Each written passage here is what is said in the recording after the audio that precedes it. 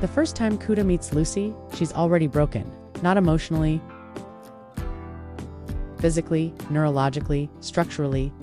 A girl with the mind of a child and the body of a weapon stands naked on a beach, bleeding into the sand, smiling without memory. She doesn't know her name, she doesn't know what she's done. But her hands are clean, which is the lie. Kouta doesn't see a monster, he sees someone fragile, and that mistake becomes the foundation of their romance. This is not a story where love prevents violence. This is a story where violence makes love possible. And the question isn't whether Lucy will hurt him. The question is whether he can love someone whose existence is a crime scene. Kouta finds her at the edge of the water like something the ocean rejected. The beach is quiet in the way places become quiet after violence. Wind pushes sand across footprints already fading. The girl standing there is naked, bleeding, and staring at the horizon as if she expects it to answer a question she cannot form. She does not look afraid, she does not look relieved, she looks empty. When she turns toward him, her eyes are unfocused, not wild, not broken, just absent.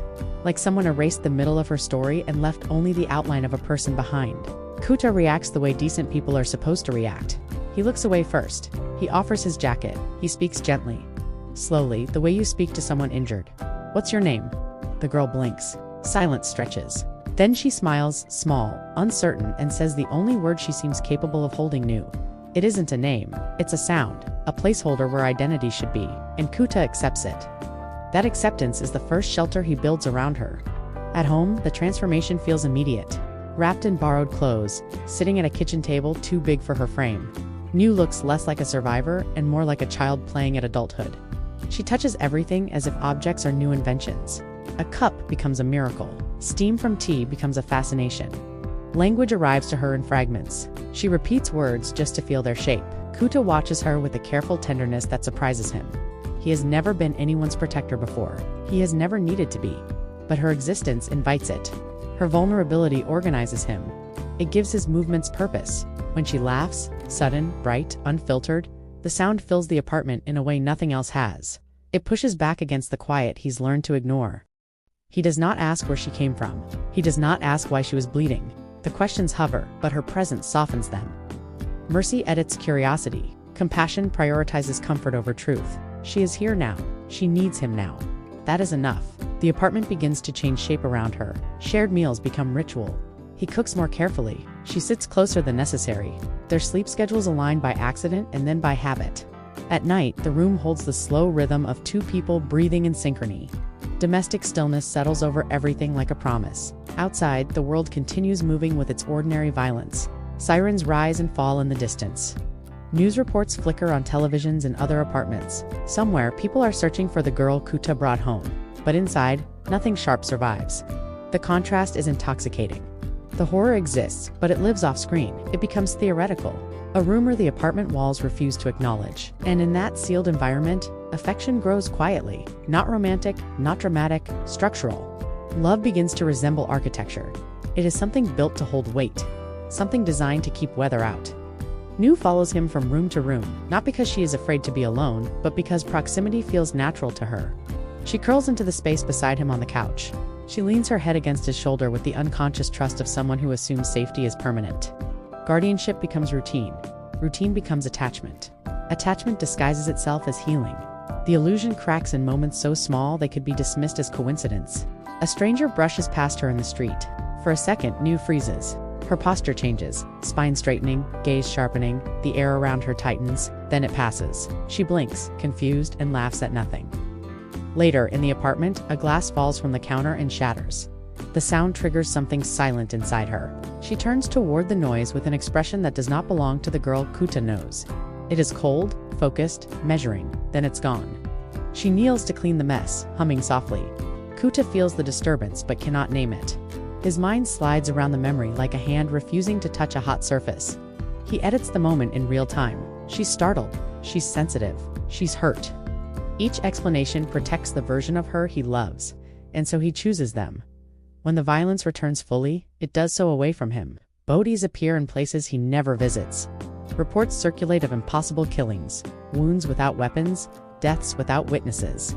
The pattern is invisible to anyone not looking directly at it. Kouta isn't looking, but he senses the echo. New comes home late one evening, her clothes damp, her hair tangled by wind. There is a smell on her, metallic, faint. She smiles the same way she always does, curls up beside him and falls asleep instantly. He sits awake longer than usual. His mind builds connections it refuses to complete. He watches her chest rise and fall. She looks impossibly peaceful. Whatever fear tried to surface dissolves in the presence of her sleeping face. The girl who needs him cannot be the girl who destroys. The logic is emotional, not factual. And emotional logic is harder to break. Compassion becomes a blindfold. He ties himself. He notices the pauses in her speech. The way her eyes track movement too precisely. The silence after certain questions. Every sign points somewhere dark. He reroutes each one. The more he cares, the more elaborate his explanations become. Love does not erase the evidence, it reframes it. Danger becomes injury. Violence becomes symptom, and symptoms demand protection, not judgment.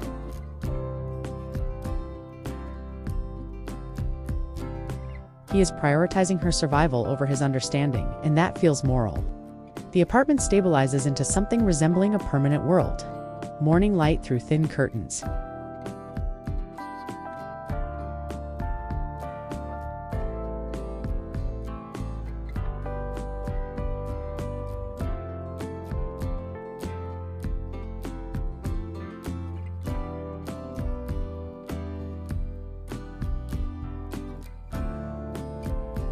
And for a while, it works. Lucy's innocence is not healing, it is partitioning.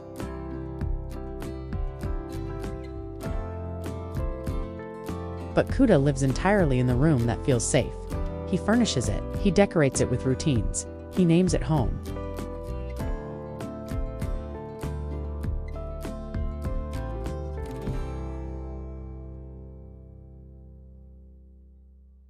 He stops waiting for catastrophe. He starts trusting stability. The sanctuary becomes belief.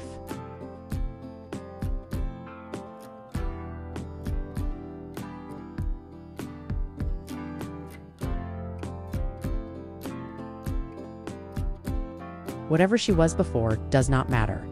The girl in front of him is gentle. The girl in front of him laughs. The girl in front of him needs him. Everything else is noise. And for a moment, a fragile, shimmering moment, it almost looks true.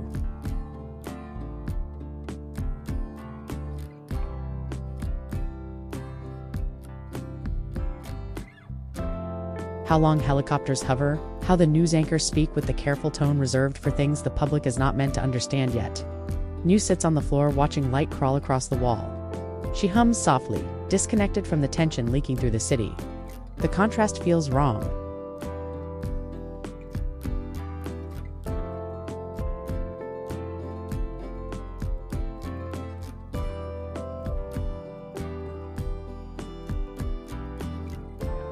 He doesn't need to.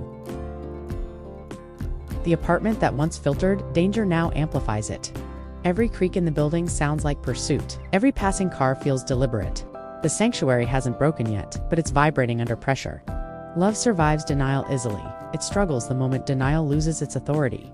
The organization hunting her moves like a rumor becoming physical. Strangers appear in places they shouldn't. A man lingers too long outside the convenience store. A woman watches their building without pretending not to. Kouta feels the pattern closing even before he understands it. New reacts differently. Her posture sharpens again. The softness drains from her eyes in flashes. She tracks movement with predator precision. Sometimes she grips his sleeve too tightly. Sometimes she steps between him and open space without realizing she's done it. Protection is no longer abstract, it's tactical. He sees it now, the competence beneath her innocence, the awareness of angles. The way she calculates exits in every room, these are not learned behaviors from recovery. These are habits from survival. The girl he thought he rescued was never helpless. She was resting. The bodies make it impossible to look away. Photos leak online before authorities can suppress them. Grainy images of rooms painted red without visible weapons, people torn apart by force, that leaves no fingerprints. The scale of it overwhelms the imagination. Violence so efficient it feels surgical. Kouta scrolls through the reports late at night while New sleeps curled against his side. The glow of the phone illuminates her face. She looks peaceful, small, harmless. The dissonance is unbearable. He tries to separate the images from the girl breathing beside him. His mind resists the equation. Love fights to preserve its version of reality, but recognition is patient, and it doesn't need permission to arrive. The memory returns not as a flashback, but as a correction. He's standing in a train station. The air smells like metal and summer heat. His sister is laughing about something trivial. Then the girl appears. Pink hair, empty eyes.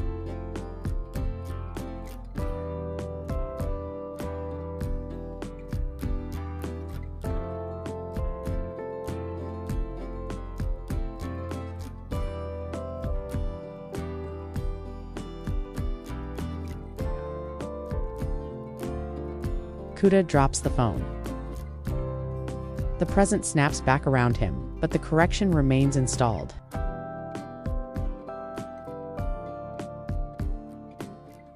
The girl he sheltered is the origin of his deepest wound. The realization is not loud, it is paralyzing. The split between Neo and Lucy starts failing under pressure. Neo's laughter becomes brittle. Her confusion stretches longer between moments of clarity. Lucy surfaces more often, her gaze steady, aware, unashamed. The wall that kept innocence and brutality in separate rooms erodes like damp plaster. One evening, Lucy looks at him fully. No softness, no performance, recognition. You remember, she says.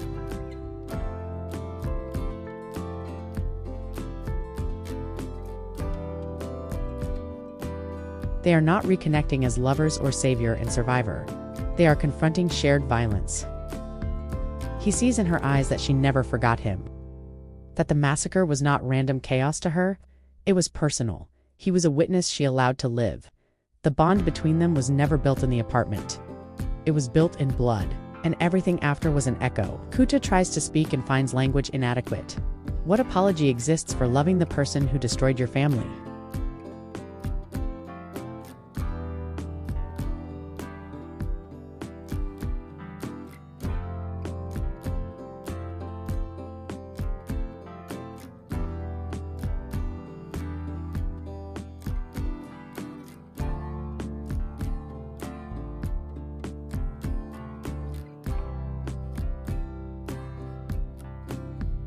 She simply exists in front of him as the truth, and the truth does not soften to make survival easier.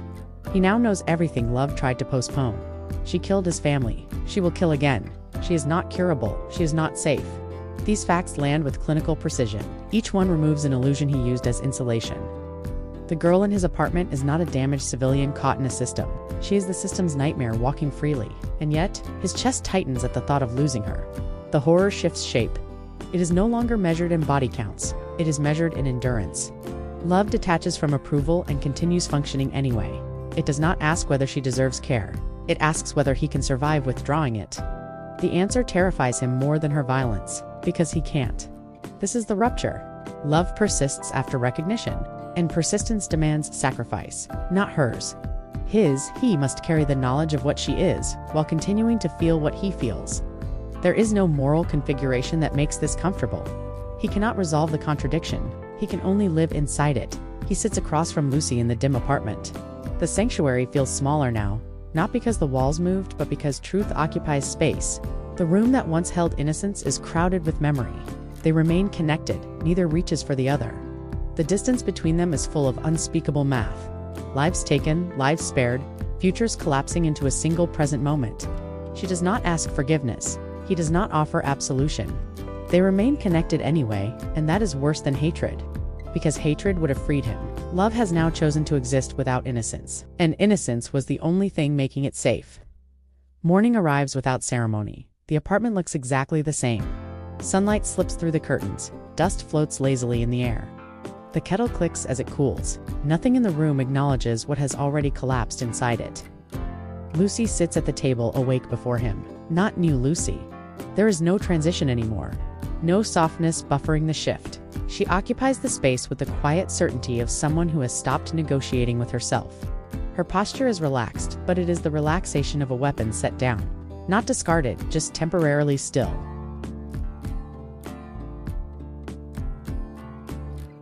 A decision. She looks at him, and there is no request in her expression. No attempt to charm or disarm. The performance has ended. What remains is a person stripped of every mask that once made her tolerable. Acceptance without hope has a specific gravity. It makes the air feel heavier. Lucy speaks plainly.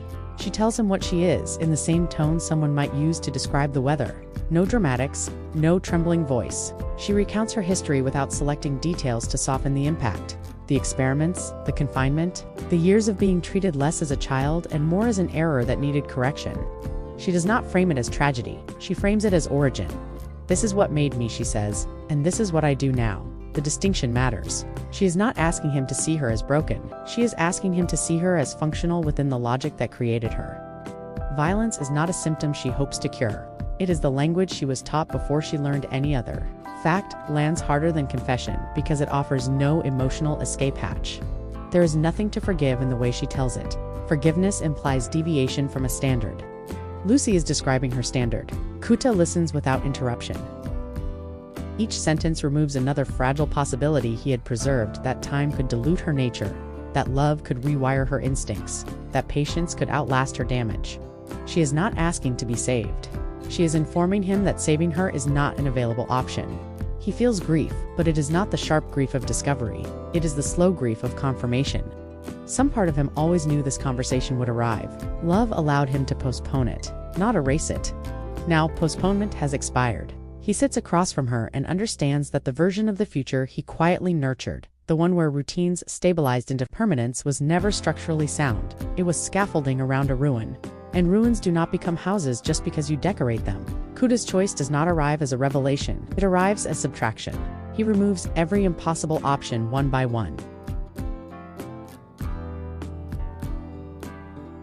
He cannot justify what she has done without lying to himself. When the impossible dissolves, what remains is small and brutal in its simplicity. He can decide whether she dies alone. Love narrows until it fits in a single word. Presence. Not forgiveness, not salvation. Witness. He understands that staying beside her is not endorsement.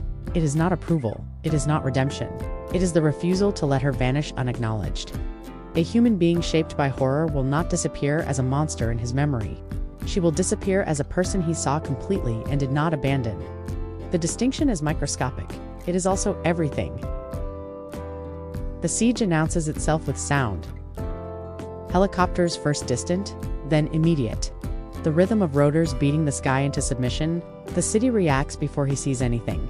Doors slam, voices rise. A ripple of instinctive fear spreads through the neighborhood like an electrical current. Lucy closes her eyes. She exhales slowly, and in that breath Kouta hears relief, not fear.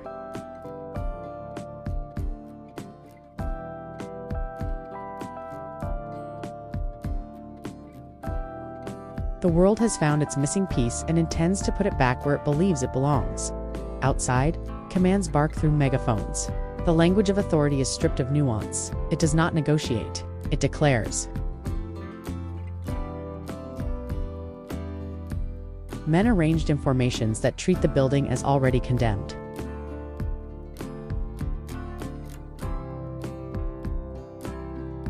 He returns inside and looks at her.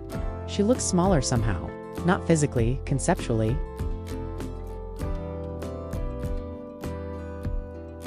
And yet she stands there barefoot, hair catching sunlight. A person occupying domestic space in the middle of an operation designed to deny her personhood entirely? Their bond sheds its last romantic illusion. What remains is existential, to people refusing to let the other dissolve into abstraction. The first shots are warnings, the second are not. Windows shatter inward. The apartment that once insulated them now exposes them. Glass rains onto the floor like frozen sound. Lucy moves with instantaneous clarity, vectors of invisible force intercepting bullets midair. The violence is precise, economical, terrifyingly calm. Kouta stands beside her, not because he believes he can help, but because leaving would convert everything they shared into cowardice. He does not shout encouragement. He does not plead for surrender. He simply occupies space near her, breathing the same air, acknowledging her existence while the world attempts to reduce it to a target. Presence is the only resistance he has left. He spends it completely. Between volleys, Lucy looks at him. In the chaos, the glance is intimate, not romantic, not tender. Intimate in the way to people sharing a secret at the edge of annihilation are intimate. She understands what he is doing. He understands what she is about to do. This cannot end with them standing side by side. The math does not allow it. If he stays, he becomes collateral. If she fights indefinitely, the destruction radiates outward until it swallows everything he once called home. Love. in its final form, stops asking how to preserve itself. It asks how to minimize damage. She smiles faintly, not from happiness, but from clarity. A problem has resolved into a single viable action. She steps toward the balcony. He reaches for her and stops halfway. Not because he changes his mind, because he recognizes the gesture would be selfish. Asking her to stay would convert love into captivity. Letting her go is the only way to keep it honest. Lucy leans her forehead briefly against his chest. The contact is gentle, almost casual. A human punctuation mark at the end of a sentence neither of them wanted to write. Then she's gone, not escaping. Removing herself from the equation. The gunfire follows her departure like weather chasing a storm front. The battle relocates down the street, then farther, then into the distance. The apartment falls silent except for the ringing in Kouta's ears. He stands in the wreckage and waits for something inside him to break loudly. It doesn't. The break is quiet. A structural shift he feels but cannot localize. He sinks onto the floor among the glass and realizes that survival has already begun arranging itself around absence. His lungs continue their work. His heart refuses to interpret grief as a reason to stop. The body insists on continuity even when meaning has evacuated the room. He hates it for that. He is grateful to it. Both feelings coexist without canceling each other. Time resumes its indifferent pace. The authorities sweep the area. Statements are issued. Narratives are assembled that make the chaos legible to the public. Lucy becomes a headline, then a cautionary tale, then a memory people argue about without ever having known her. The apartment is repaired, the window is replaced, the floor no longer glitters. Life continues in shape but not in substance. Kouta moves through routines with the mechanical competence of someone imitating a former version of himself. He eats, he sleeps, he answers questions. He survives. Survival feels like a technicality. The house remains, but the sanctuary is gone. It cannot exist without the person it was built to contain. Rooms revert to architecture. Furniture becomes objects again. The air no longer carries the illusion of safety as a scent. And yet, something endures. Memory, stubborn and exact. He remembers her laugh when she was new, the way she tilted her head when confused, the unbearable steadiness of her gaze when she was Lucy. He remembers her as a composite, not a category, not monster, not victim person. Love did not save her. It did not save him. It only ensured that someone remembers she was more than the violence she caused. The comfort is microscopic. It is also the only comfort available. In the quiet after everything, Kouta understands the final cruelty. Love cannot undo pain. It cannot reverse time or rebalance the ledger of damage. It cannot return the dead or rewrite the conditions that produced her. All it can do is attach meaning to suffering, so that suffering does not dissolve into noise. Meaning is not healing. Meaning is endurance with a story attached. Sometimes that story is enough to keep breathing, not enough to feel whole, but enough to stand in a repaired room, sunlight crawling across the wall, and admit that what existed between them was real, ruined, catastrophic, unsalvageable, and still love.